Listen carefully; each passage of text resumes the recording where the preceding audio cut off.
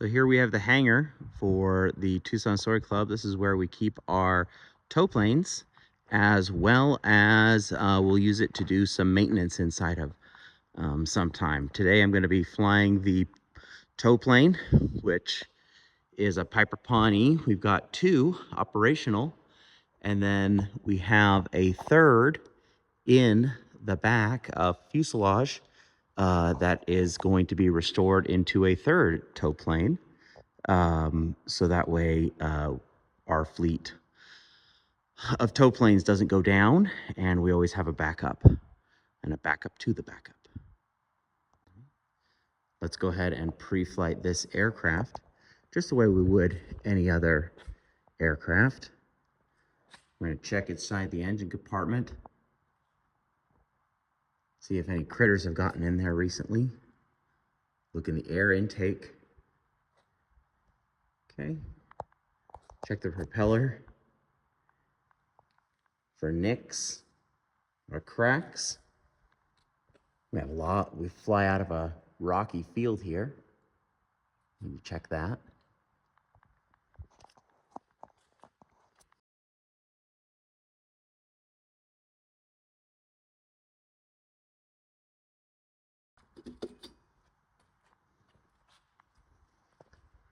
Check our exhaust system.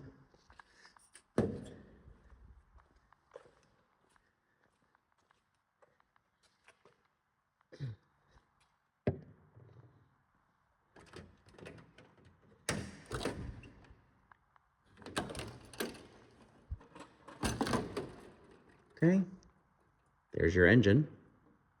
Inside, you can see you have 3 cylinders on this side, and then you have 3 cylinders on the other side. 6-cylinder engine.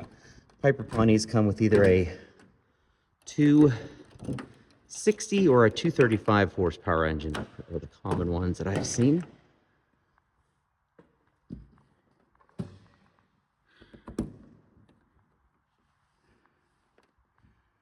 Oil capacity is 12 quarts. We're going to check our oil level.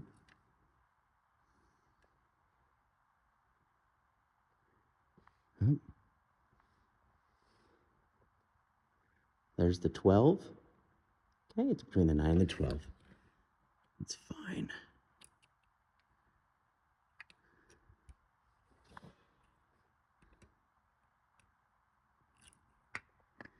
Just put it back in. Don't over tighten these. Remember, they're not holding the oil in. They're just preventing it from splashing out. Okay.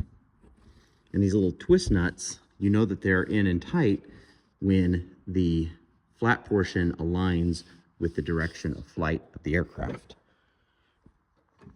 Same on these. They're lined up with the direction of travel of the aircraft. The Pawnee is built tough. You've got these pretty beefy landing gear on them, and you've got this strut-based wing, a strut-braced wing.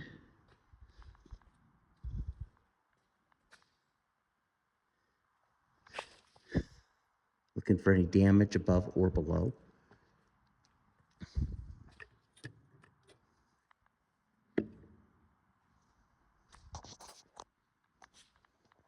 Very simple pitot tube. The air hits the little flap here and causes it to open up. So you don't need a pitot tube cover on these because they have their own built-in pitot tube cover that opens up when you're in flight.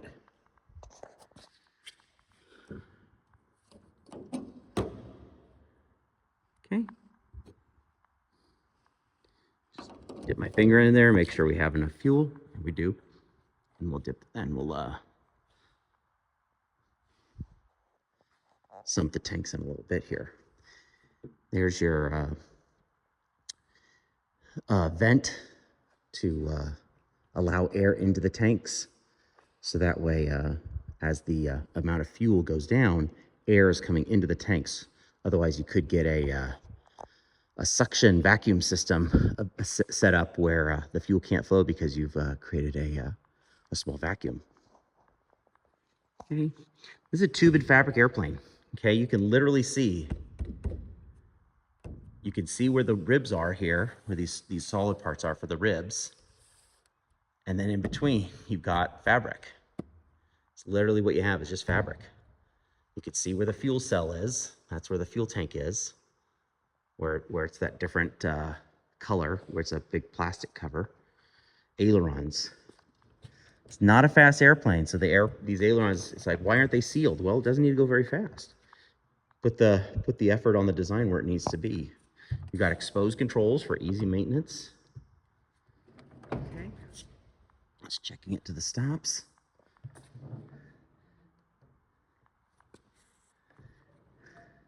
And then much like a lot of Pipers, you've got the bungee flap system.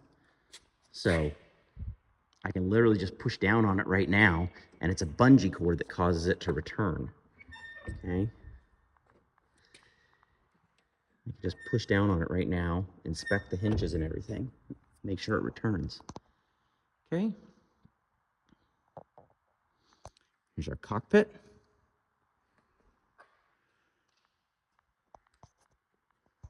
Inside in the back there, you've got your aero documents, airworthiness, registration, owner's manual, weight and balance. Got those documents set right there. Okay. Original Piper serial number plate. Here we have the one of the two pitot static ports on the side of the airplane. They're on the back part of the fuselage here. And what you do is you just take this, it's red. We don't want bugs getting in them when we're just letting it sit. So we put that in there, on both sides. And it's red to draw your eye to it so you don't forget it. Okay, again, tube and fabric. You can almost hear it like a drum. Okay. Inspect the hinges. Make sure the bolt is in, the nut and the cotter pin to hold it all in. Okay. Simple gear assembly with a fully swiveling tail wheel.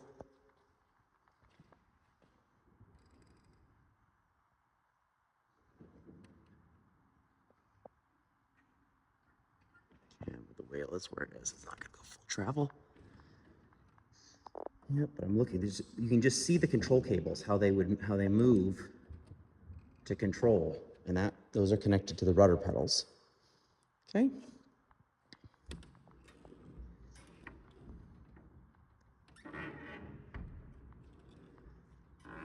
Okay. The way this tail is done, very reminiscent of old airplanes. You basically have, a set of wires that are holding it in tension above, and another set of wires holding it in tension below. So that way, as the loads are applied to it, it's always being held firmly in place. That was the other static cover. Now you've got a wire that runs the top along this, because remember, these were ag planes. And so there's a couple of features on ag planes that you wouldn't see on normal everyday aircraft. The wire on top, it's not an old World War II radio. It is made so that way if an ag plane goes underneath some power lines, the power lines will hit the top of this wire and slide off the back rather than take the tail off and cause the aircraft to crash. Similarly, in the front of the airplane, you've got a splitter here. Okay, this is designed so that way if you do crash and if you're going to run into like a fence or a barbed wire fence, it's angled here at the front, so that way it'll cut any fence rather than take your head off, rather than decapitate you. And then of course, as a tow plane, you've got a pair of rear view mirrors, which are angled, so that way you can see a glider flying behind the aircraft. Okay. There's also a small little cargo area here, okay, which you can open up. I've got my headset bag and an extra tow rope. If you're flying away to do a retrieve somewhere, you need to make sure that there's a tow rope on board, and you'd hate to get to there to pick up a glider and then you didn't have a tow rope.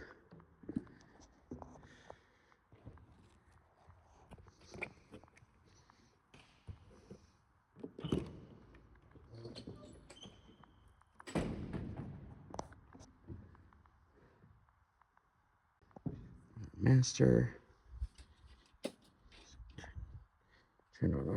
Just turned on the master. Turn on our exterior lights.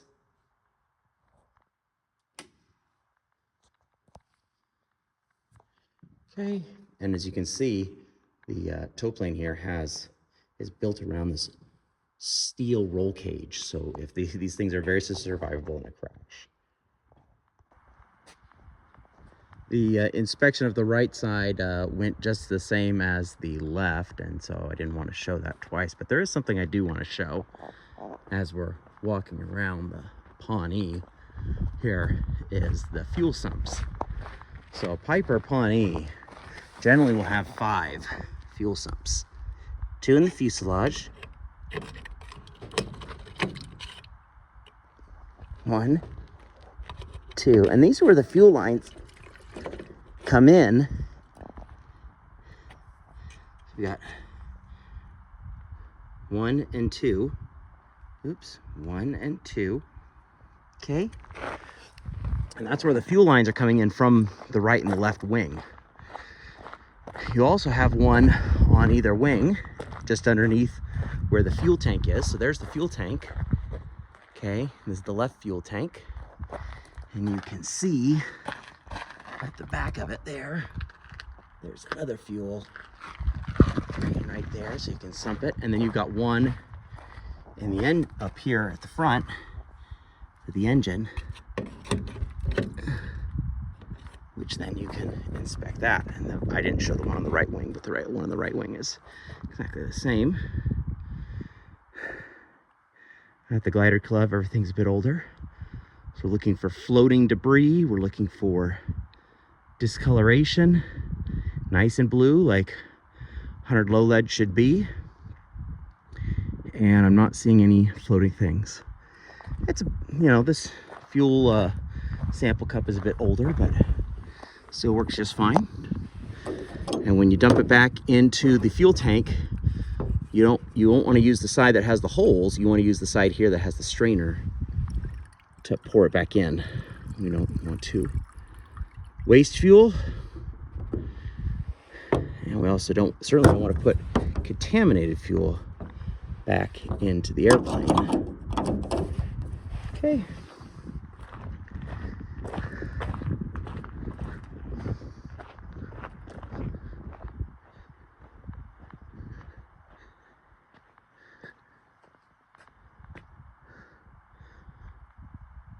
The Piper Pawnee, I love it. It's a case where form follows function. It is built.